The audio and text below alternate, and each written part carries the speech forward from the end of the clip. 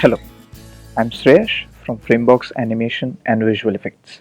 Today we are going to see how to create a cinematic visual or a cinematic color correction using simple Premiere Pro and the newest plugin that they have used, that they have released in Premiere Pro, that is the Lumetri. So I have my document set up over here, which is the Premiere Pro 2017 CC with one of my footage uh, that I have shot myself. So let's take a look at footage. We'll be double clicking on this footage to see it in the source monitor, and this is the footage that I have. All right. So this is the probable footage that I have, which we have to color correct. Now what I'm going to do is that I'm not going to use the audio of this footage, and we are only going to use the visual because we are color correcting the visuals. So I'm going to just drag the video in the timeline so that I can, as you can see, I have just received video from here, and I'm going to press space to play it and to see the footage. Now as you can see, um, one thing that is really important for you to run the system is to not have this quality on full. It takes a lot of memory from your RAM, from your existing RAM, to run that footage, to pre-render it, which is really difficult. And this I'm doing on 1 by 4 currently. So this is the quarter quality that I'm going to use, and this is a probable footage that I'm going to color correct with cinematic visual. Now what I'm going to use here is just a simple task of clicking on color. Alright, so when I click on color, the whole UI suddenly changes and it comes down to the Lumetri color that is now being introduced by by Premiere Pro CC. So here I'm going to click. As you can see, there are many options. As I click on my file, on my layer in the timeline, I get to see that these options get activated. Now there are certain option, and now as you can see, there is effect control, there is program, there is project, and there is the timeline that I have with the Lumetri color. Now what I want to focus is just to focus on the particular project program frame where I can color correct it according to the required color. So I have chosen a frame which has almost all the color in that frame, apart from this, any other frame that I have. So I have chosen this one because it has whites, it has, as you can see, it has whites over here, it has a probable green that we have to, which was not shot correctly, it has white, it has blue, it has golden, it has greens over here, and it has sky blue as well.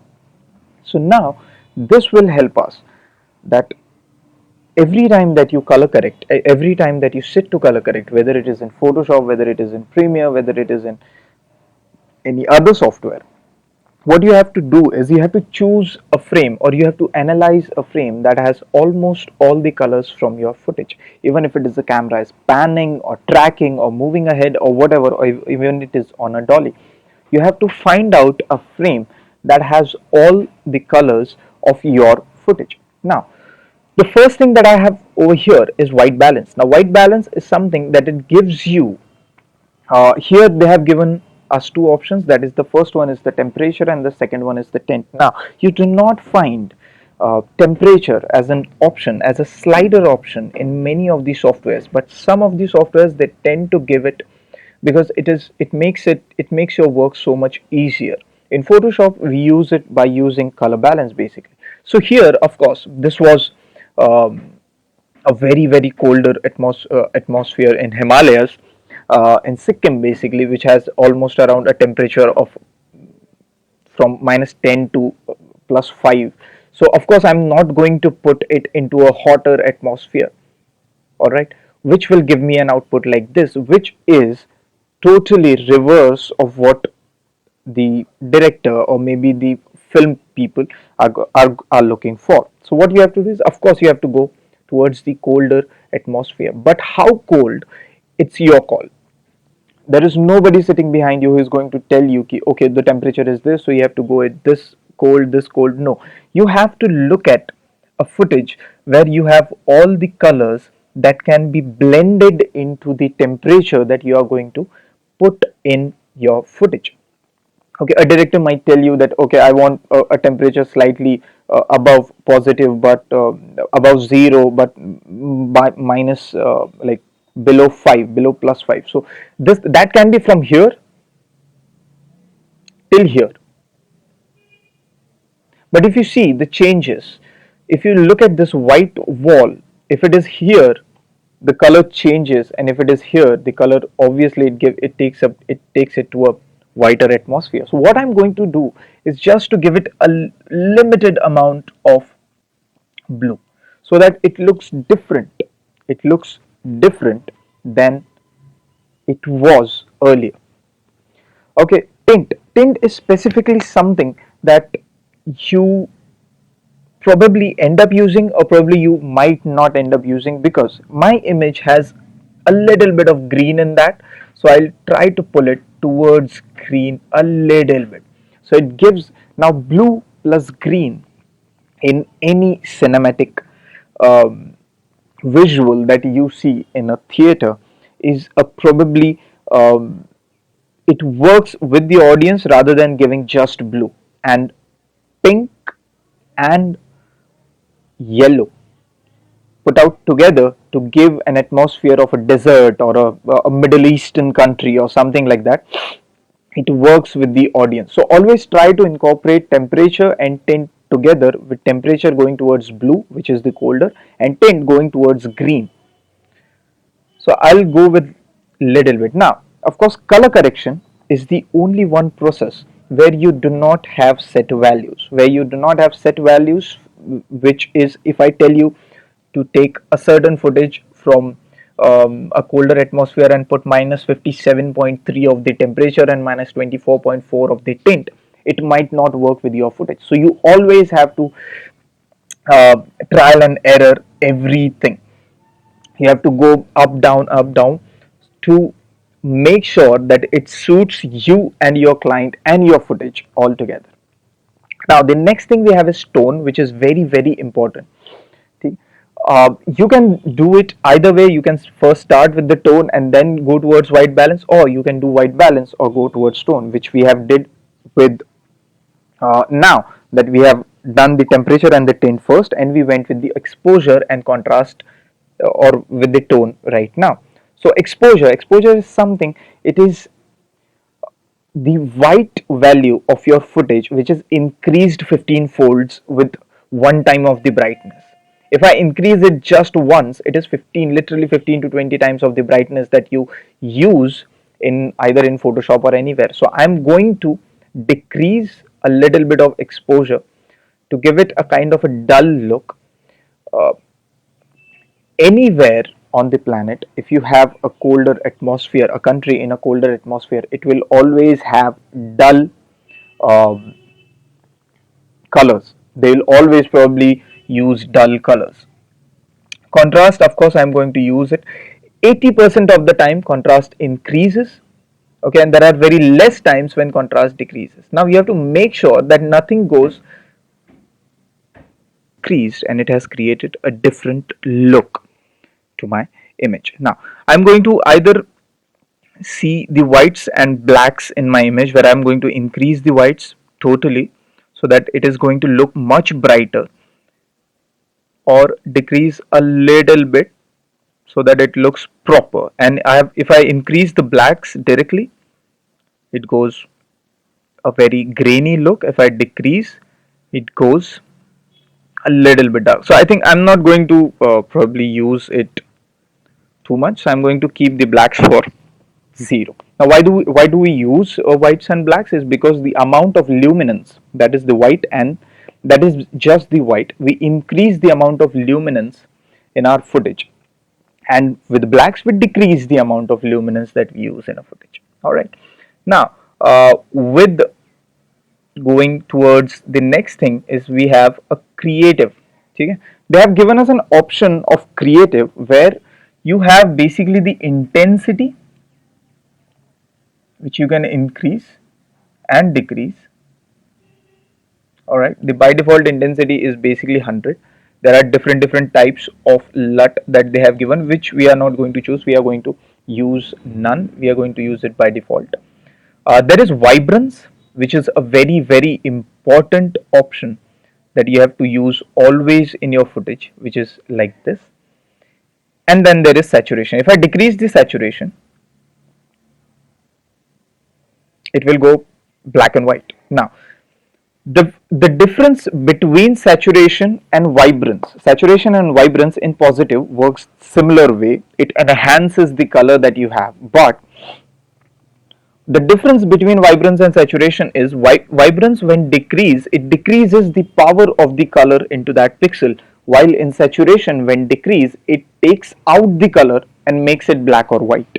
Vibrance will never make it black or white when decreased. All right, so increase vibrance, because vibrance is something that will take the color of your footage to something, to a very, to a 10 or 15 folds ahead of the pixel that you have imagined. All right, the next thing that we have is curves. We are probably not going to use curves, RGB curves, for this one. And the last thing that we are going to do is the color wheel. Now with the color wheel, that we have to do is just go to midtones, and we can turn it towards blue. Now midtone, if you use mid-tone in your footage, mid-tone is something that is the ambience of your footage. It is a perfect ambience of your footage, and not the highlight or the shadow. When you have to give an atmosphere, when you have to give a temperature, when you do not have options like this of temperature and tint, always try to give it from the color wheel of midtones. You will find the option of midtone in many of the softwares that basically does the same thing that we do with temperature over here. So midtones are something that basically takes the temperature. So I think I don't need temperature right now from the midtone, which I already have. But what I'm going to do is, the last thing that I'm going to, he has also given us an option of vignette. Now if I increase the amount of vignette, it is probably going to give me a basic dark structure around, which is that of increased. When increased, it is giving me a bright, and when decreased, it might give me a black or a darker version of vignette, which is like this. All right, so he has given us that this option automatically, basically. And yes, this works for me. Now this is the footage, but if I say okay, this is my the cinematic footage that I'm going to use for my movie, it's not probably proper. So what I'm going to do is, I'm going to go for title, I'm going to go for new title and default still. Now when I go over there, I press OK for my basic resolution structure, and I'm going to choose the rectangle, and I'm going to use this as an HD letterbox. Okay, which will bring this to me as a letterbox, and I'm going to press Alt to copy it and Shift to copy it in a straight line. And I have got this, and now I'm going to just press close and bring the title over here and on the upper layer, and I'm just going to increase it over here. And now what I'm going to do is look at my footage like this. Now what I'm going to do is basically select both of the footage. Now this is what the footage I have with the HD look. Now what I'm going to do is select both of them, go to file and say export and media. This will give me a proper render of my cinematic footage into HD, and it will probably end up looking a very different output than what we started with. So it is always a tussle between looking for what you have, analyzing your footage, looking up to what you want, and then using couple of tools which are probably now automatically available in your softwares as plugins or as some different applications, or choosing different tools to color correct it the way you want. All right, so I'm going to just write down some name like CC, save, and going to just say export. And now this will be exported, and that will be our cinematic visual. All right, so I hope you liked the tutorial, and all the best.